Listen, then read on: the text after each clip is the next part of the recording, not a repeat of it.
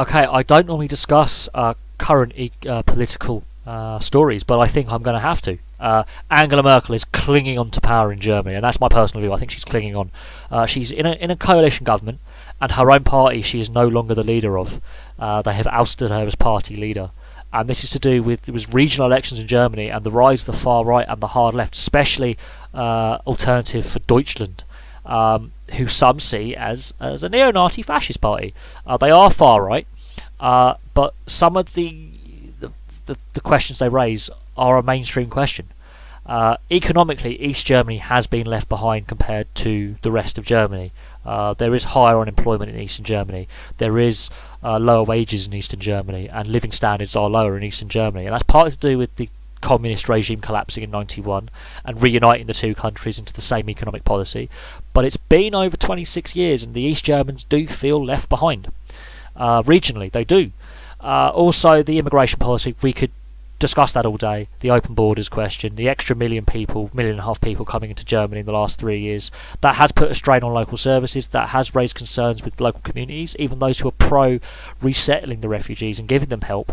It has raised concerns about security, gang related violence, because there are ethnic gangs. It does happen. Violent crimes possibly going up. And yes, the media have spun this very awkwardly, and there is a narrative that feeds into the far right and the far left arguments as well, because the hard left not necessarily is always pro-immigration. Sometimes they can also have racist elements. But she's also in a coalition government, and there are disagreements within that coalition government now about economic policy, social policy, foreign policy, and this refugee policy.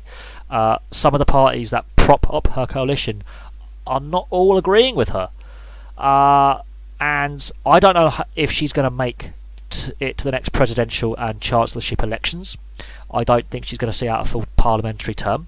I wouldn't be surprised if there is a withdrawal of support from some of her coalition partners. The Social Democrats, Christian Democrats are all in there. There'll be centralist parties. I wouldn't be surprised if one of those major parties goes, look, we're losing ground here to the far right, we're in coalition with you, this is damaging our party's chances of at the next elections, be it regionally at state level or at national level for governments. We can't do this anymore, or we're not agreeing with this policy, we're voting against it. And when that happens and there's a minority government, that vote collapses, the government collapses. This is the issue with coalition governments. And because Germany is a federal system where each state has a state parliament, and then they also elect for a federal parliament, certain states can vote and veto policy as well. Germany is in a position it hasn't been in since 1945, with far right and far left groups really surging ahead in the polls. The Alternative for Deutschland winning local elections, getting members of parliament into the regional parliaments and the Bundestag, the Reichstag, the federal government, federal parliament as well. This is a crucial moment for Germany. Angela Merkel has been one of those constants for European politics now for the better part of a decade and a half. Whereas countries like Greece have gone through economic crisis and political crisis after political crisis after economic crisis, and Italy goes through governments like I drink cups of tea.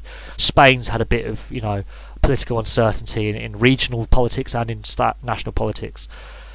Because of the Eurozone crisis, because of the economic downturn since 2008, because of Brexit, a variety of things, she has been seen as a constant and a driving force behind the European project, which is a flawed project, I will admit, and I will say it is a flawed project. It needs reform. But she's been one of the architects of keeping it stable. If she goes, everything goes up in the air. But I cannot see her lasting more than a year, 6 months at most. She is clinging on to power, and this is a crucial time for not just Europe, but the global political landscape, and especially the landscape within the EU and NATO, with what's going on with Russia, what's going on in Turkey with the Saudi kind of at loggerheads, the Syrian crisis, the issue about should the Kurds have their own state, the issue with Israel and the Palestinians. Germany has been one of those major international partners that have been trying to put out all these fires when they've forgotten about things at home, especially in regional parts of Germany, especially the east. As I said, economically and socially they feel left behind from central government, and they have an argument to raise there. Their wages are lower, their living standards are lower, and they don't have the economic progress that has happened in the former West Germany, for example, with big German companies, really forging ahead and employing loads of people and making big profits. East German companies are struggling to compete nationally. They're struggling to compete on a wider scale of exporting their goods and products to not just the EU but around the world, and unemployment is higher in places like Koblenz and Dresden than it is, let's say, in Bremen or Hanover. So there is that divide as well, and hence the rise of alternative for Deutschland in East Germany. But there we go. Thank you very much for watching. Please like and subscribe. What do you think happens to Angela Merkel long term? And I'll be interested to hear from you. Place your comments below. Like and subscribe as always, and also check out the main channel for the sports on the Sports Boffin.